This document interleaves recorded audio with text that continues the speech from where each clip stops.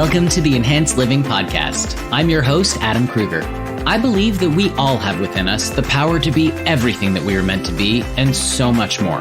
This show is a weekly dose of practical and spiritual principles, strategies, tips, and ideas to help you grow into the best version of yourself. Here's to becoming exactly who you were meant to become.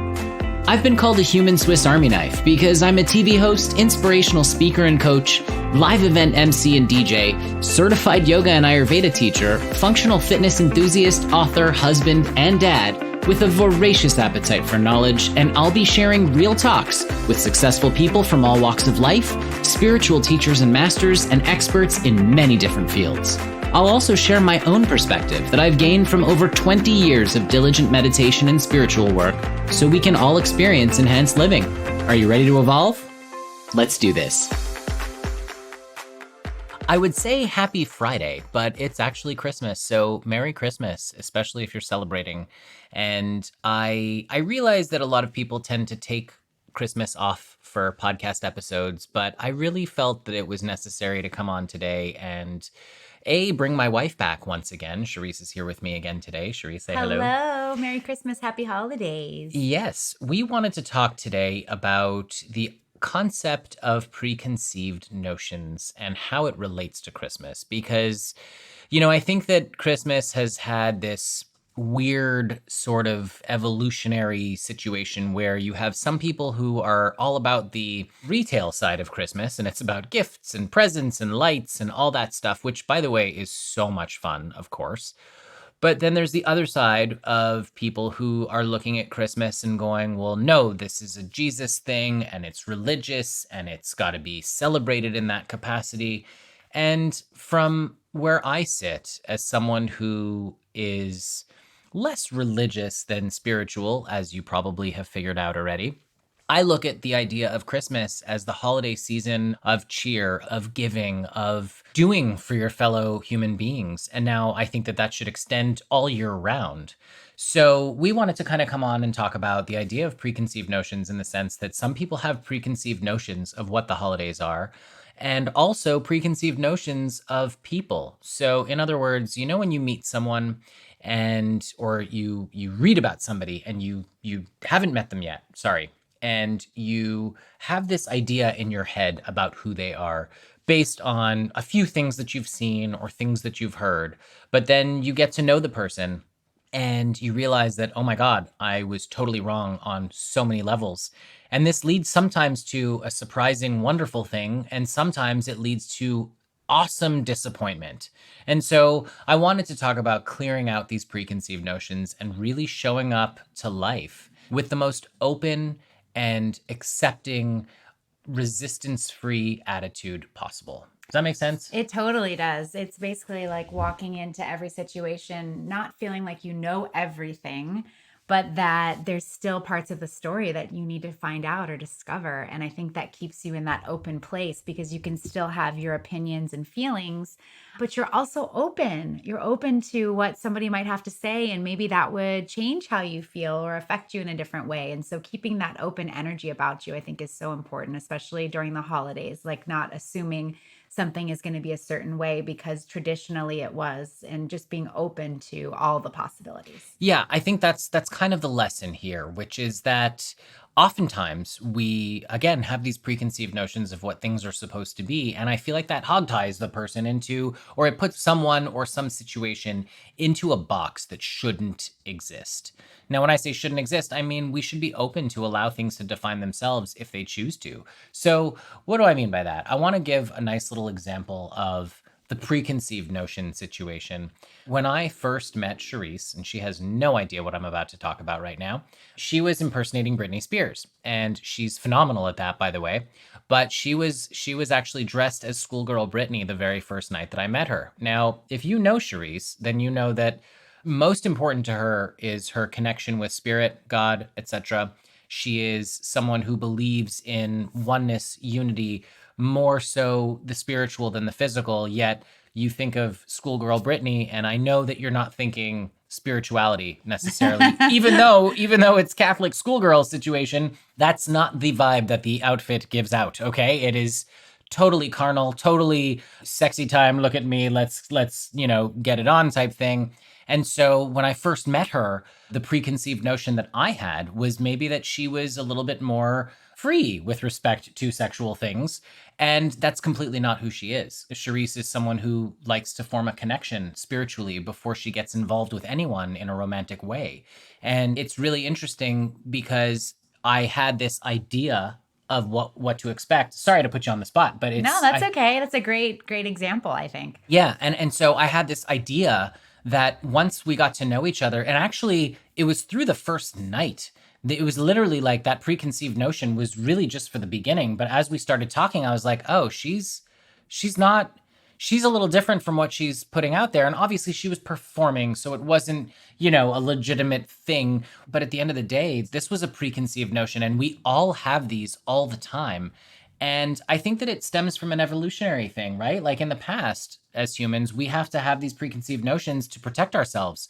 But currently, most of our safety things are for the most part, met in the sense that if we have a home and we have food and, food, shelter, clothing, etc., we don't have to necessarily live off of these preconceived notions anymore. Yes, I totally agree with you. And I've found that especially with performers or people that are in their entertainment business, you might have an idea of them because they're playing a character, or they're doing a certain role. But when you actually meet them, and I've had the opportunity to meet some very big celebrities, and when I've actually met them, they're totally the opposite of these characters that they play. And it's very interesting. So I think that that kind of also taught me a lesson early on too, like, never judge just because they're playing something or wearing something. It's like you don't really know what's going on until you really get to know that person. It's so true. And so, again, I know that on its face, okay, preconceived notions here, all right here.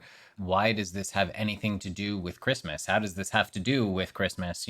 Christmas is supposed to be a Christian thing, but most people's preconceived notions of Christmas are either the gift giving present situation or going to church or going to mass or whatever it is. And I think that if you go a little deeper and you really examine Jesus, for example, okay, and you want to be a Christian, okay, and again, this is coming from someone who was raised Jewish, which, by the way, Jesus was until he died. Jesus was never a Christian. He never said, "I am a Christian." He was a Jewish carpenter until he was horribly, horribly taken off the planet.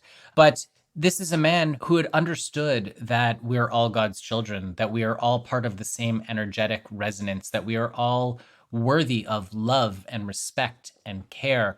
And it was about loving thy neighbor as thyself. It was about doing unto others, which is the same thing as loving thy neighbor, but it was about feeding the hungry and housing the poor and taking care of the needy. And so I just think at a time where, especially in the United States right now, we are inundated with images of greed and pain and suffering.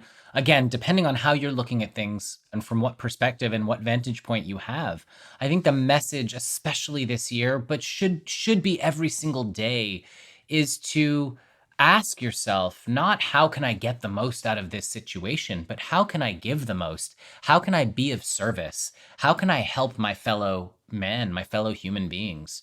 Yes, I completely agree with you. And I also want to say that I think it's really awesome if you want to make Christmas very religious because it has such a beautiful religious connection if you're coming from that purity, from that love point that you're talking about. I think that's amazing. And I also think it's wonderful to share gifts, whether it's material or, sharing time, which is such like the biggest gift. But just doing it coming from a place of love and not from like, what's the best gift, and like not making it a competition or anything like that, but just having everything come from a place of love. I think that's the most important thing and the underlying message of Christmas anyway.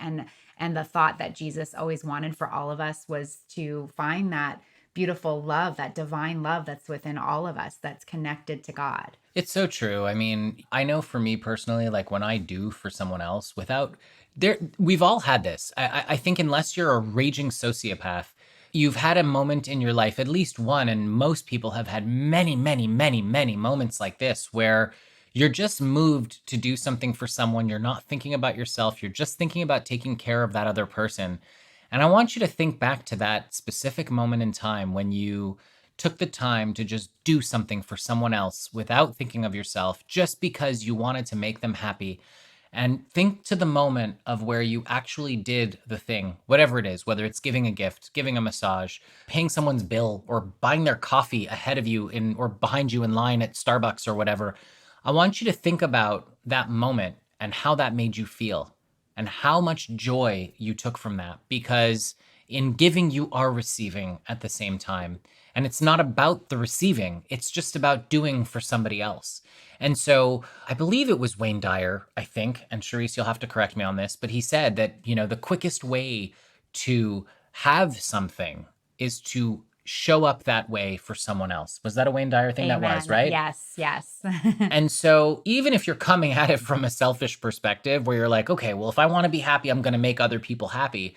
Even if you're coming at it from a selfish perspective because you want to be happy, I kind of think that's sort of okay because you're making other people happy. Absolutely. It's Absolutely. Instead of trying to take from other people, you're giving to other people. So on this Christmas day, I think we just wanted to talk about the whole idea of giving and of being of service to other people, and the preconceived notion of being of service. Like, that sounds like service. Oh my God, it sounds like work.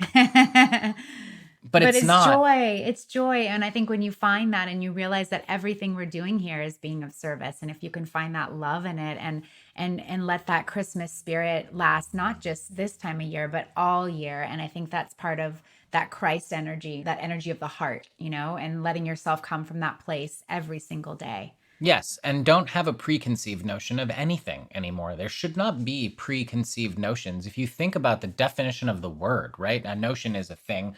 Forget that part, but the preconceived part of it, right? It's preconceived, meaning it's before you conceive it, which means you should be able to make the judgment or and I don't even like saying make the value judgment, but like see what it is before you make the judgment. At least be part of it. Get to the point. Yeah. As I'm stumbling to get to the point, what I'm saying is get to the place before you get to the point. Don't try to put the cart before the horse. Don't try to just assume that you know what things are going to be, because you never know. You never know what the future holds. The message that we wanted to put out today on this Christmas day is simply this: try to be open in every moment. Try to accept whatever the moment is bringing to you. Say yes to life, because as I've said before, this is a friendly universe if you believe it to be. And I do, I know Cherise does. And when you believe in a friendly universe, it is conspiring in your favor to constantly help you evolve and become the best version of yourself.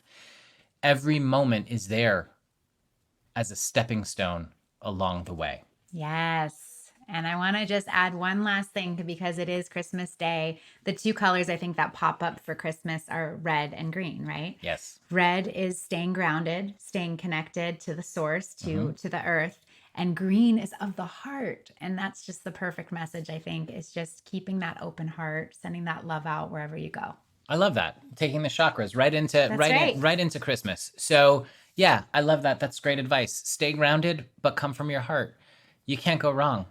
And just remember to be open. So Merry Christmas. Merry Christmas. Have a Happy New Year. Is this the last episode of the year? No, there's going to be one more on the 28th. One more, second to last episode of the year. Thank you so much for listening. I just wanted to call out a few places across the country. I know that we have a whole bunch of listeners here in California, Ashburn, Virginia. Thank you so much for listening. Anywhere in the world right now that you're listening to this podcast, I just want to thank you so much for tuning in. If you have any comments, any feedback, if there's something you'd like us to talk about, or me specifically to talk about, I would love for you to shoot me a quick email at enhancedlivingpodcast@gmail.com. That's enhancedlivingpodcast@gmail.com. Again, have a wonderful Christmas. Have a wonderful weekend. We'll see you next time. Yes.